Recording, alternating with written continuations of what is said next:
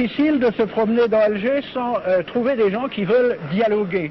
Et ici, il y a devant moi Ismet. Alors Ismet, qu'est-ce que tu veux, toi? Alors moi, j'ai l'idée de créer un dialogue entre jeunes Français et jeunes Algériens. Alors ça, peut-être par l'intermédiaire, en passant par le truchement d'un lycée. Alors on fait ça de lycée algérien qui parle à un lycée français, dans le but de mieux nous connaître, d'améliorer nos relations. Et je vois pas pourquoi maintenant il y aurait des problèmes. Moi-même, je suis issu de la génération après 62 et les gens avec qui je dialoguerai n'auront pas connu aussi la période de guerre. C'est ça, il n'y a pas eu de sang entre vous? Non, il n'y a pas eu de sang, aucune séquelle. Bon, il y a une histoire qui est commune. Mais justement, sur cette histoire aussi, il faudrait discuter parce que jusqu'à présent, il n'y a eu que la version française et il y a beaucoup de choses qui nous portent atteinte et on voudrait voir maintenant dans une optique voir si au futur on ne pourrait pas nous-mêmes, en dialoguant, en contact, construire cette histoire, la faire. Réécrire l'histoire. Réécrire l'histoire, oui, réécrire l'histoire ensemble. Ouais. Et là, on se mettra tous d'accord qu'il ne portera ni atteinte aux Français, ni eux nous porteront atteinte. Tu penses que c'est une nécessité aujourd'hui? Oui, c'est très très important ça. Oui. Sinon, il n'y aura pas de dialogue, il n'y aura pas de contact réel, il n'y aura pas d'amitié, c'est pas possible. C'est dans cet esprit de discussion d'égal à égal que nous avons invité Roland Bakri, le petit poète du Canard enchaîné, né à Bab el-Oued, à venir évoquer la responsabilité de sa famille, les Bakri, dans ce coup d'éventail qui servit de prétexte à la conquête. Roland Bakri, voulez-vous que nous discutions un peu de cette période de la vie de votre famille à Alger? C'est votre histoire, c'est l'histoire de France, d'Algérie et de l'histoire de ma famille. On était des Espagnols de l'armée en déroute. On est arrivé à Livourne, et puis en 1770, tout d'un coup, les Bakri de Livourne sont venus à Alger. C'était des grands banquiers, des grands marchands de blé, et on nous appelait les rois d'Alger parce qu'on était très importants. Auparavant, une seconde, quand même, pour rétablir l'histoire dans son ensemble, vous êtes parti d'Espagne parce que la famille Bakri juive avait des problèmes avec l'Inquisition. Ben oui, parce que tous les juifs de l'époque, ou on devenait catholique, et ma mère, elle n'aurait jamais accepté, ou alors on restait juif, mais on foutait le camp. Alors on est allé à Livourne. Mais avant, vous viviez, c'est pour rétablir un certain point d'histoire comme ça, avant vous viviez très bien avec les musulmans en Espagne. Ah, de toute façon, Bakri, même à Alger, on nous appelait les Ben Sahot. Je ne sais pas ce que ça veut dire en arabe, mais nous, les Bakri, ça existe aussi en arabe, quoi. Moi, je suis un judéo-arabe. Je ne sais pas ce que ça veut dire, mais enfin, moitié juif, moitié arabe, et maintenant moitié français. On est trois moitiés. Alors, c'est pour dire, donc, on était des Ben Sahot, je ne sais pas pourquoi, et puis Bonaparte, comme il voulait faire sa campagne d'Égypte, il avait besoin de blé. Et donc il s'est adressé au dé hussin, le dé turc.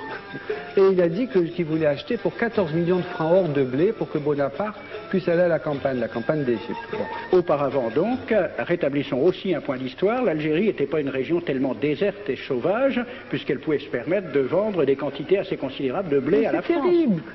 Le dé hussin n'arrivait pas à récupérer 14 millions de francs or. La France devait de l'argent au dé d'Alger. C'est ça. Et au Bakri, bien sûr, puisque nous, on était les mandataires.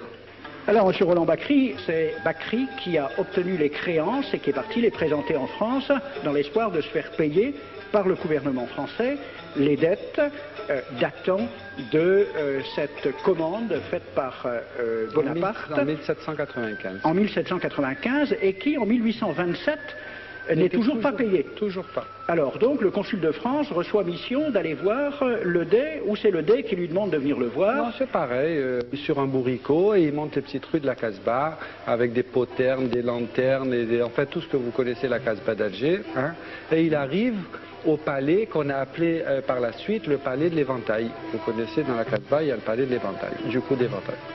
Bref, il arrive là-bas, et puis d'abord c'est tiens mon frère, enfin tout ça, c'est toutes les salam alek d'usage, hein, et ça tourne vite à l'aigre. Ils se traitent de tout, et l'autre, il prend la mouche, l'autre il prend le chasse-mouche, et il donne un coup sur la... Alors, point historique, c'est un chasse-mouche ou c'est un éventail? Bref, le consul, il est tout rouge de la gifle, ainsi de suite, il repart là-bas. Et puis il dit, voilà, ils m'ont donné une gifle, etc. Et l'autre, en colère, il dit, bon, ben, puisque c'est comme ça, il appelle le général de Bourmont, garde à bout fixe, allez rompre les négociations, ils rompent les négociations, et on va envoyer les troupes à Sidi Ferruj parce que là-bas, il paraît qu'il y a une plage terrible. Et c'est en 1830 que vous savez que les troupes françaises ont débarqué. Voilà. Monsieur Bakri, vous dites pour défendre l'honneur de vos aïeux que la dette française n'avait pas été réglée au dé. Ça, c'est un fait, c'est sûr. Mais est-ce qu'elle n'avait pas été réglée au Bakri? Parce que... C'est très compliqué. C'est pas si compliqué que que la science d'argent, c'est compliqué. Si on se réfère aux historiens qui ne sont pas comme vous, des historiens de rien, oui, je sais, il y a monsieur Charles-André Julien, qui est un grand spécialiste des questions, qui vous a écrit, il y a quelques années, « Mon cher Bakri, tu as touché en 1800 un premier acompte de 3 175 000 francs, puis un second de 1 200 000 francs grâce à l'intervention de ton ami Talleyrand. Tu lui avais d'ailleurs considérablement graissé la patte. Et tu lui avais tellement graissé la patte qu'il en était devenu boiteux.